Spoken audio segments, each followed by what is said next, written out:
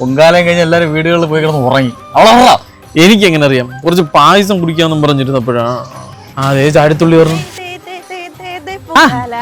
എന്തോ കനത്തില് സഞ്ചിയിലുണ്ട് ചേട്ടാ. ആ ചുടുകല്ലും കൂടെ സഞ്ചിക്കകത്ത് കാണും. നീ എന്ത് ലേറ്റാ? ചിപ്പി ചേച്ചിയോട് സംസാരിച്ചോണ്ടെന്നും സീരിയൽ നടിയാ? വീട്ടിനടുത്തുള്ള ചിപ്പി ചേച്ചി. കുറെ ഉണ്ടല്ലേ ഇത്? മണ്ടപ്പുറ്റ്, തെരളി, പായസം എല്ലാം ഉണ്ട്.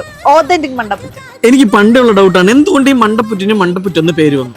അത് അതില് തന്നെ അതിന്റെ ഉത്തരം ഉണ്ടല്ലോ. മണ്ടപ്പുറ്റ്, മണ്ട എന്ന് വെച്ചാൽ തലവേദനക്കുള്ള സാധനം. വിക്സ് ഉണ്ടാക്കിയതാ?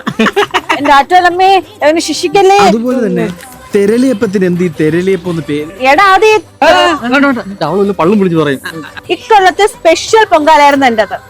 101 കലത്തിലാണെങ്കിൽ നിരത്തി പൊങ്കാല ഇട്ടത്. 1 കിലോമീറ്റർ എന്റെ ചട്ടികൾ മാത്രമായിരുന്നു. എന്റെ ബോയ് ഫ്രണ്ടിലെ ഷുട്ടു അവന്റെ കോഴിത്തരങ്ങളൊക്കെ വിടാനും എന്റെ ടോക്സിക് സ്വഭാവം അക്സെപ്റ്റ് ചെയ്ത് എന്നെ കൂടെ സ്നേഹിക്കാനും ഞാനിട്ട നേർച്ചയാണ്. പിന്നെ 3 മാസം കഴിഞ്ഞ് ഞങ്ങളുടെ കല്യാണം ഉണ്ടോ? നിങ്ങൾ രണ്ടുപേരും പറഞ്ഞു. ഞാനും ഇന്നാണ് അറിയണേ. അതെങ്ങനെ? നിന്നാണ് അരവിന്ദേ, നീ പറഞ്ഞാ വിശ്വസിക്കൂല. ഞാനിന്ന് പൊങ്കാല അടുപ്പിൽ തീ കൊളുത്തി ആ പൊങ്കാല തിളച്ച് പൊങ്ങിയപ്പോ പതയിലുണ്ടല്ലോ എന്റെ ഷുട്ടുമണിയുടെയും കല്യാണം 3 മാസം കഴിഞ്ഞുണ്ടാവുമെന്ന് തെളിഞ്ഞു കാണിച്ചടാ. അയ്യോ സത്യോ? നീ എത്ര കാലത്തിൽ പൊങ്കാല ഇട്ട്? 101. ഏതോ ഒരു കലത്തിൽ പൊങ്കാല ഇട്ട ഒരു പെണ്ണുമായി ദോ പോകുന്ന നിന്റെ ഷുട്ട്.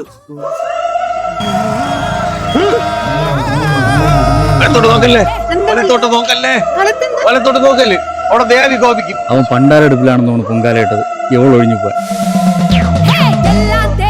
മണ്ടപ്പുറ്റിനെ അറിഞ്ഞു കൊള്ളാടാ ഞാൻ.